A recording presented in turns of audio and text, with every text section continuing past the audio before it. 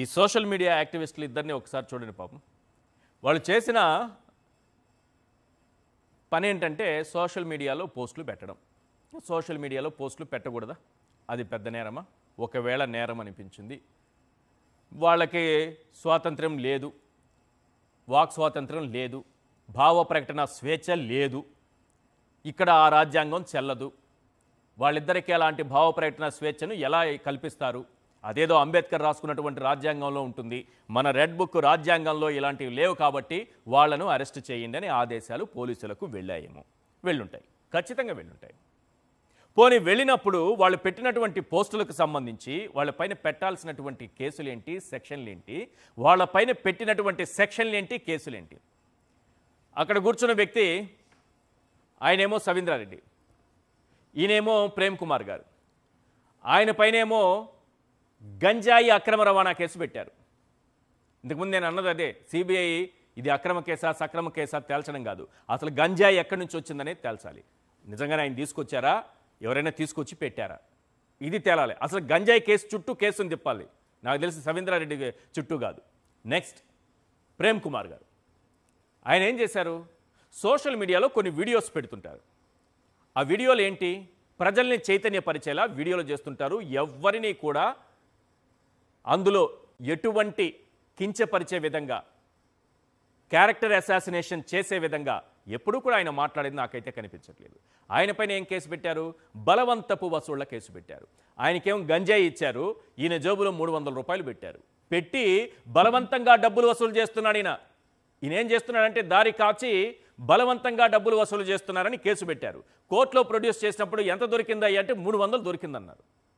అంటే 300 రూపాయలు జేబులో ఉంటే బలవంతపు వసూలు చేసేవాళ్ళ, బెదిరింపులకు దిగేవాళ్ళ? ముందుగా మనం ఒకసారి సవీంద్రారెడ్డి గారితో మాట్లాడదాం. సవీంద్రారెడ్డి గారు, అసలు ఏం జరిగింది మీ కేసు విషయంలో? ఆ రోజు సాయంత్రం నుంచి మొత్తం హైకోర్టుకు వెళ్ళేంత వరకు ఏం జరిగింది కొంచెం అందరికీ అర్థమయ్యే రీతిలో చెప్పండి. ఈశ్వరన్న నమస్తే అన్న. నమస్తే. అలాగే ప్యానల్లో ఉన్నటువంటి మిత్రులకి మీ అందరికి కూడా నమస్కారం. యాక్చువల్లీ 22వ తేదీ సాయంత్రం అంటే 23వ తేదీ మార్నింగ్ మేము శ్రీరంగం వెళ్దామని చెప్పేసి ఫ్యామిలీ మొత్తం కూడా, అంటే దసరా సెలవులు వస్తున్న నేపథ్యంలో పిల్లల్ని తీసుకుని శ్రీరంగం వెళ్దామని చెప్పేసి ప్లాన్ అనుకున్నాం అందరే. సో దానికని నేను కారు ఎప్పుడు కూడా నాది నెలకొకసారి కూడా నేను నా సెల్లార్లోంచి నీ కారు అసలు బయటికి తీయను. ఎందుకంటే దాని అవసరం పెద్దగా అవసరం ఉండదు. ఆ కార్ తీయాల్సినంత అవసరం నాకు పెద్దగా ఉండదు అనమాట. ఏదైనా పని ఉన్నా కానీ నేను మాక్సిమం బైక్ తీసుకుని వెళ్తాను. బైక్ చాలా కంఫర్ట్. విజయవాడ వెళ్ళడానికి, అక్కడ ఏదైనా మనం వస్తువులు తెచ్చుకోవడానికైనా కానీ ఆ రోడ్డు మీద పెట్టుకోవడానికి ట్రాఫిక్ అవి ఇబ్బంది ఉండదు కాబట్టి చాలా వరకు నేను బైకే వాడతాను. అసలు కారు తీయను. కారు మాక్సిమం నేను ఏదైనా ఫ్యామిలీని తీసుకుని బయటకు వెళ్ళాల్సిన పరిస్థితి ఉంటే మాత్రమే కారు తీస్తానన్న.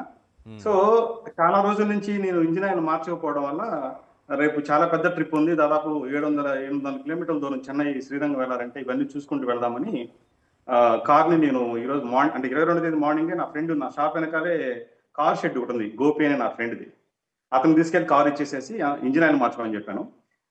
సరే మధ్యలో ఒకసారి రేపు శ్రీరంగం వెళ్ళాలి కదా, నాకు ఏదైనా డ్రెస్ కొనించు అని అంటే మా ఆవిడని తీసుకెళ్లి విజయవాడ వెళ్ళేసేసి ఒక అమ్మాయికి ఒక 2 డ్రెస్సులు తీసుకుని సాయంత్రానికి మళ్ళీ షాప్ దగ్గరికి వచ్చి ఆ కారు పని అంతా ముగించుకుని కారు తీసుకుని వచ్చేటప్పుడు మా ఆవిడ్ని ఆ షాప్ దగ్గర నా షాప్ దగ్గర మా ఆవిడ్ని ఎక్కించుకుని నేను మా ఇంటికి వెళ్తూ ఉన్నాను. మా షాప్ దగ్గర నుంచి మా ఇల్లు ఒక 3 కిలోమీటర్లు దూరం ఉంటుంది. అట్లా వెళ్తూ వెళ్తూ అట్లా మా ఇంకెంత జస్ట్ ఒక 10 మీటర్స్ దాటితే నేను మా సెలార్లోకి వెళ్ళిపోతాను.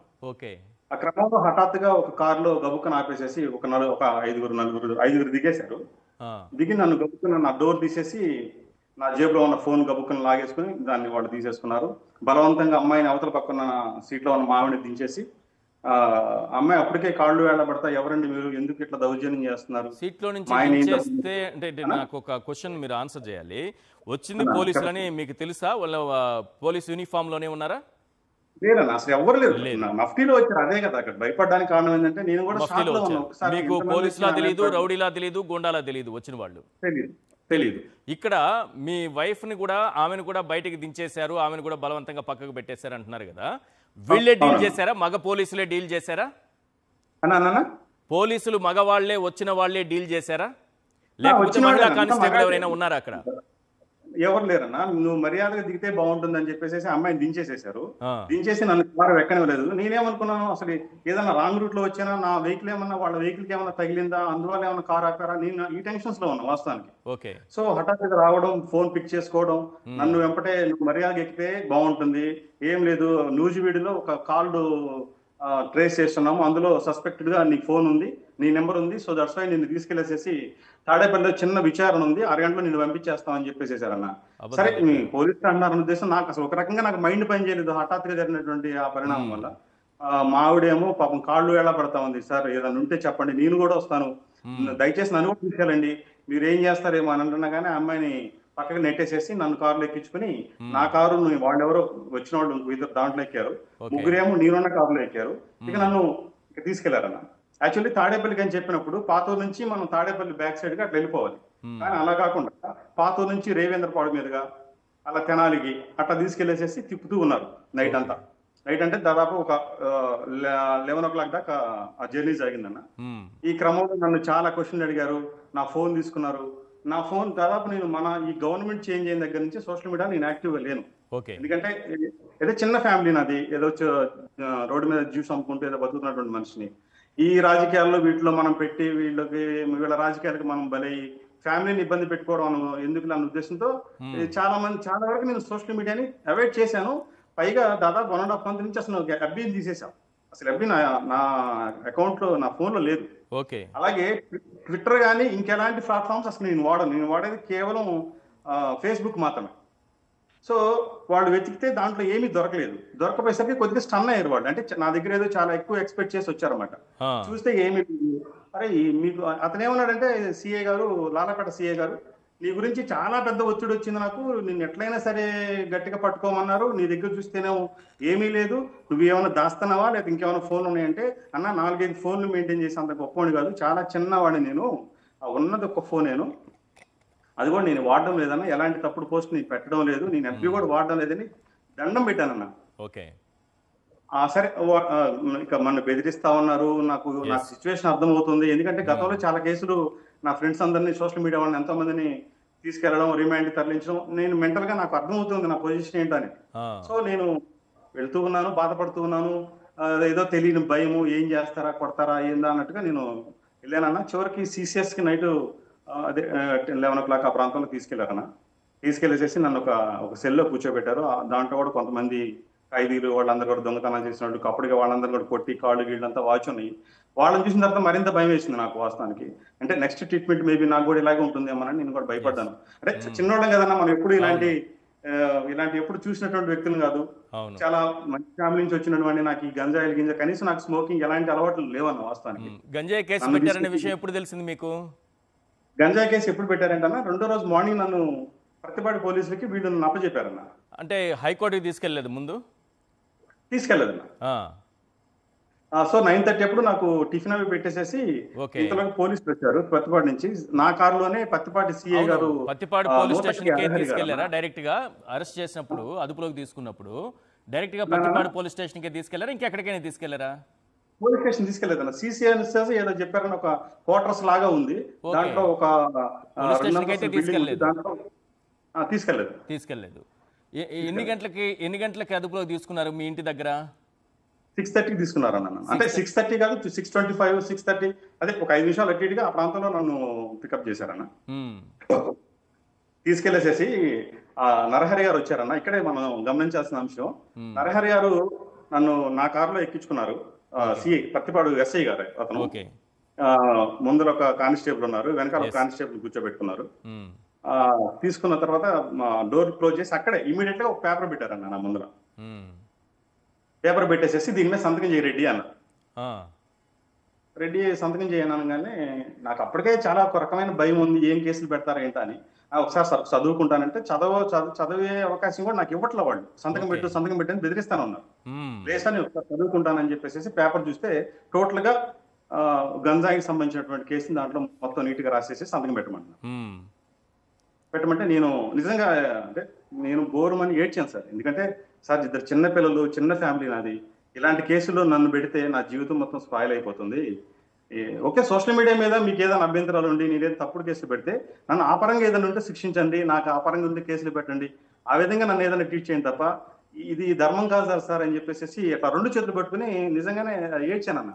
ఉమ్, అప్పుడు ఏడ్చినాకే వాళ్ళ అసలు వీడి మీద అనవసరంగా కేసు పెడుతున్నాం, వీడి జీవితాన్ని నాశనం చేయబోతున్నాం అన్నటువంటి పశ్చాత్తాపం కానీ జాలి కానీ ఏమీ అది లేదా? ఏ కోసైనా వాళ్ళ దగ్గర కనిపించలేదన్న. ఉమ్, వాళ్ళు ఏమన్నారంటే మరి రాజధాని మీద వరదలు వస్తాయని పోస్టులు పెట్టినప్పుడు లేదా ఈ బాధ అంతా ఈ భయం అంతా ఆ రోజు ఏమైంది అని, అంటే వాళ్ళు ఆ పోస్టుల మీద అరెస్ట్ చేస్తున్నాం అన్నటువంటి క్లారిటీ ఉంది, మళ్ళీ గంజాయి కేసు పెట్టాలన్నటువంటి క్లారిటీ ఉంది, అన్ని కరెక్ట్ గానే ఉన్నాయి. వాళ్ళు ఆ విషయంలో పక్కా ప్లాన్ గా ఉన్నారు. ఉమ్, ఒక నన్ను డ్రైవ్ చేసుకుంటూ ఒక 20 మినిట్స్ డ్రైవింగ్ వెళ్ళిన తర్వాత రాత్రి నన్ను తీసుకెళ్తున్నప్పుడు ఎవరైతే కార్ డ్రైవర్ కానిస్టేబుల్ గారు ఉన్నారో అతను ఒక ప్యాకెట్ తీసుకొచ్చారు. ఒక 20 మినిట్స్ డ్రైవింగ్ అయిన తర్వాత ఉమ్, తీసుకొచ్చి ఆ ప్యాకెట్ ఏదైతే ఉందో అది నరహరి గారికి ఇచ్చారు. అది ఒక వైట్ కవర్ లో ఒక అంత ప్యాకెట్. ఓకే. సో అది అది అది గంజాయి, అది వాళ్ళ దగ్గర పెట్టుకున్నాడు ఆయన. అది అంటే నా కార్ లో దొరికిందని చెప్పుకోవడం కోసం ఆ ప్యాకెట్ దగ్గర పెట్టుకున్నారు. ఎస్. తర్వాత నన్ను ప్రతిపాటు తీసుకెళ్లిపోయారు అన్న. ఓకే. తీసుకెళ్లిపోయిన దగ్గర నుంచి ఆయన మధ్యలో నాకు చేసినటువంటి మోటివేషన్ ఏంటంటే, గంజాయి అనేది చాలా చిన్న కేసు, దీని గురించి నువ్వు అసలు దిగులు పడాల్సిన అవసరమే లేదు, ఓకే. ఇది చాలా గట్టి కేసు లాంటిది. అంటే నాకు అసలు ఆ కేసులు తీవ్రత కూడా నాకు తెలియదు వాస్తవానికి, ఎంత పెడితే అది ఎంత ఉంటుంది దాని గురించి ఏంటి అని నాకు అసలు ఐడియా లేదు. అంతకు మించిన కేసులు పెట్టాలనుకొని పాపం చాలా చిన్న కేసు పెట్టినట్టున్నారు. చాలా చిన్న కేసు, నువ్వు అట్లా వెళ్తావు ఇలా బయటకు కనిపిస్తారు కదా, మరీ వచ్చేస్తావు. గంజాయి కేసు ఎందుకు, పెద్ద కేసులు ఎందుకని కొంచెం తగ్గించుకొని గంజాయి కేసు పెట్టినట్టున్నారు. చిన్న కేసు ఇది, 10 రోజులు నీకు బెయిల్ వచ్చేసింది, నువ్వు దీని చూడండి గురించి ఎంత మంచి మనసు ఉందో వాళ్ళలో అని అన్నారన్న. సో నేను ఎక్కడ కూడా నేను అక్కడైతే సంతకం పెట్టలేదన్నా, ఏడుస్తూ ఉన్నాను, కన్నీళ్ళు పెట్టుకున్నాను తప్ప. తర్వాత ప్రతిపాటు తీసుకెళ్లారన్న. తీసుకెళ్లేసేసి నన్ను చెప్పండి కన్క్లూడ్ చేయండి. ప్రేమ్ కుమార్ గారితో కూడా అయితే జస్ట్ 1 మినిట్ అన్న. ప్రతిపాటు తీసుకెళ్లేసేసి సిఐ గారు మళ్ళీ ఎస్ఐ గారు ఇద్దరు కూడా నన్ను కూర్చోబెట్టి నన్ను ఒక రకంగా బెదిరించి ఏమన్నారంటే, పెడితే మంచిది, పెట్టకపోతే ఎలా పెట్టించాలో మాకు తెలుసు అని అన్నారన్న. అప్పటికే నాకు ఒకసారి ఒక నెల రోజుల క్రితం నాకు ఎయిమ్స్ లో ఒక చిన్న సర్జరీ జరుగుతున్న క్రమంలో నాకు ఒక యాక్సిడెంట్ లాగా ఒకటి జరిగి ఒక 1 డే మొత్తం నేను వెంటిలేటర్ మీద ఉన్నాను. 1 డే మొత్తం బ్రీతింగ్ సమస్య వల్ల నేను ఆల్రెడీ చచ్చి బతికి వచ్చాను. నాకు అప్పటికే కాస్త శ్వాస అందకపోవడం, ఈ భయం వల్ల కొద్దిగా ఇబ్బంది పడుతూ ఉన్నాను. సో వీళ్ళు ఏమి చేస్తా ఎట్లా పెట్టించాలో మాకు తెలుసు అన్న తర్వాత నాకు క్లారిటీ వచ్చింది, నెక్స్ట్ వీళ్ళు నన్ను కొట్టేని పెట్టిస్తారని. సో ఇదంతా ఎందుకు, మన సంతకం పెట్టేస్తే పోద్ది, తర్వాత ఏదైనా ఉంటే మనకు అవకాశం ఉంటే న్యాయమూర్తి గారి దగ్గర మనం చెప్పుకుందాం అనే ఉద్దేశంతో వాళ్ళు బెదిరించినప్పుడు నేను సంతకం పెట్టేసేసి నేను వచ్చేసాను, కిందకి వచ్చాను. ఒకసారి కూర్చోబెట్టారు. తర్వాత ఇప్పుడు ఏంటి సిబిఐకి ఇవ్వడం అవి ఏమనిపించింది మీకు? సిబిఐకి కేసుని ఇవ్వడం పట్ల ఏమనిపించింది? చాలా అంటే రఘునందన్ గారికి, ఆ న్యాయమూర్తి గారికి నిజంగా 2 చేతులెత్తి నేను దండం పెడుతున్నాను సార్. ఎందుకంటే నేను ఎలాంటి తప్పు చేయలేదు వాస్తవానికి. నేను ఓకే సోషల్ మీడియాలో యాక్టివ్ ఉంటాననేది అది నేను ఒప్పుకుంటున్నాను సార్, దాని గురించి అసలు నాకు ఎలాంటి ఇబ్బంది లేదు. కానీ నా మీద దుర్మార్గంగా ఈ గంజాయి కేసుని అసలు ఆ పదం వింటే నాకు ఒక రకమైనటువంటి చీదరింపు అనమాట.